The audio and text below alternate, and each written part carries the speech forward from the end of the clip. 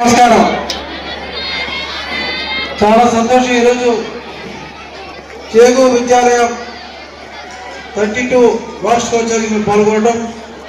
మరి మాతో పాటు అతిథులందరూ కూడా పాల్గొన్నారు.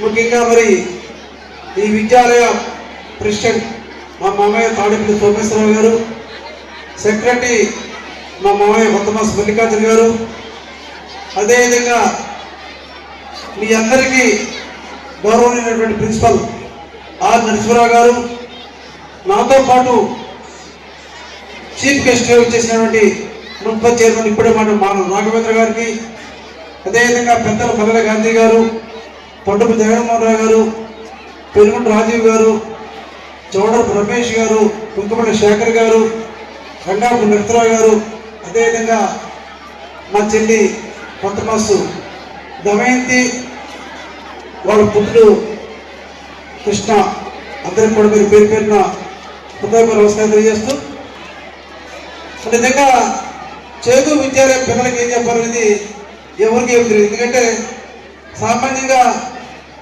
మమ్మల్ని గెస్ట్గా పిలిచినప్పుడు ఏదో చెప్పాలనుకుంటాం, మంచిగా చదువుకోమను, క్రమశిక్షణతో ఉండమను, లేక క్రీడలో ఉండమని చెప్తూ ఉంటాం. కానీ చేగు విద్యాలయానికి అటువంటి అవసరం లేదు. ఒక మంచి మేనేజ్మెంట్, ఒక ఆదర్శమైన ప్రిన్సిపల్, ఒక ఆదర్శమైన ఉపాధ్యాయులు ఉన్నప్పుడు నిజంగా ఇటువంటి విద్యార్థులకి చెప్పాల్సిన అవసరం లేదు. మంచి ఎడ్యుకేషన్ ఇస్తూ, క్రీడలో కూడా ఎన్నో విజయాలు సాధిస్తూ, క్రమశిక్షణ మారుపేరుగా ఉన్నటువంటి చేగు విద్యాలయానికి నిజంగా, అదేవిధంగా కల్చరల్ యాక్టివిటీస్లో కూడా ఎంత చూసాం, పెర్ఫార్మెన్స్ చక్కగా వెల్కమ్తో చక్కగా పెర్ఫార్మెన్స్ ఇచ్చేటువంటి ఇటువంటి చేగు విద్యాలయాల్లో చదువుకోవటం మీ అందరం కూడా అదృష్టవంతంగా భావించాల్సిన అవసరం ఉంది. అయితే మమ్మల్ని పిలిచారు కాబట్టి ఏదో రెండు మాటలు చెప్పాలని చెప్తున్నాను. ప్రత్యేకంగా ప్రతి విద్యార్థి చదువు ఎంత ముఖ్యమో క్రమశిక్షణ అంత ముఖ్యం. మన క్రమశిక్షణ అంటే ఏంటి? ప్రతి విద్యార్థి కూడా త్రికరణ శుద్ధి కలిగి ఉండాలని చెప్తాం. ఏంటి ఆ త్రికరణ శుద్ధి? మనస వాచ కర్మణ. అంటే ఎప్పుడు కూడా మనసులో మంచి ఆలోచన రావాలట, వాచ మాట్లాడే మాట ఎప్పుడు కూడా మంచి మాటలు మాట్లాడాలి, కర్మణ చేసే ప్రతి పని కూడా మంచి పనులు చేయాలి. అంటే మన ఆలోచన కూడా ఎప్పుడు కూడా మంచి ఆలోచనతో, మాట కూడా మృదువుగా ఉండాలి, కఠినంగా ఉండకూడదు, సత్యమైన మాట మాట్లాడాలి వాస అని చెప్పి. కర్మణ చేసే పని ఇతరులకు మెరి చేయ తప్ప సమాజానికి కీడు చేయకూడదు, అటువంటి పనులు చేయని చెప్పి మనస వాచ కర్మ త్రికరణ శుద్ధి కలిగి ఉండాలని చెప్పి ప్రత్యేక విద్యార్థులు కూడా ఆలోచించాలి. అదేవిధంగా ప్రతి విద్యార్థి కాదు, ప్రతి పౌరుడు ప్రతి వ్యక్తి కూడా కొన్ని విషయాలు నియంత్రణ ఉండాలి. కామ క్రోధ వాచక వ్యాల, క్రోధము కామము, అదేవిధంగా మోహము లోపం. ఏంటిది?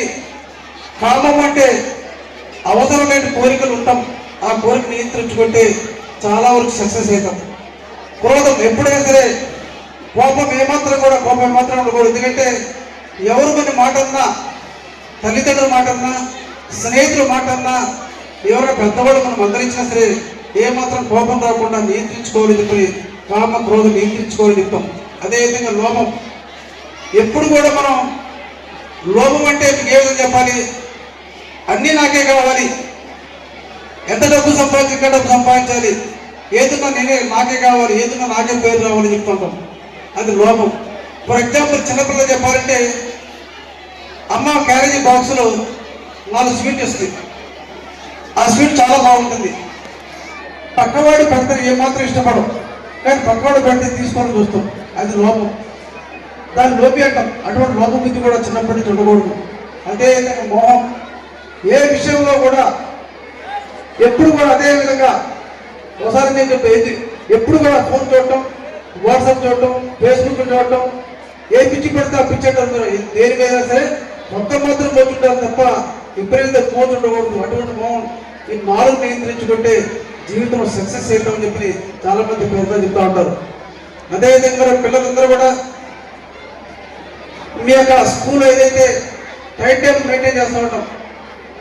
మార్నింగ్ 3 అవర్స్, ఈవినింగ్ 4 అవర్స్, మొత్తం 7 అవర్స్ స్కూల్లో ఉంటాం. అదేవిధంగా జీవితంలో 24 గంటల్లో 7 గంటలు స్కూల్లో ఉంటే 7 గంటలు నిద్రపోతే మిగిలిన 10 గంటలు కూడా మనం టైం టేబుల్ వేసుకోవాలి. ఎటువంటి పరిస్థితుల్లో కూడా మనం ఎర్లీగా లేచి ఎంతో కొంత సమయాన్ని క్రీడలకు కేటాయించాలి.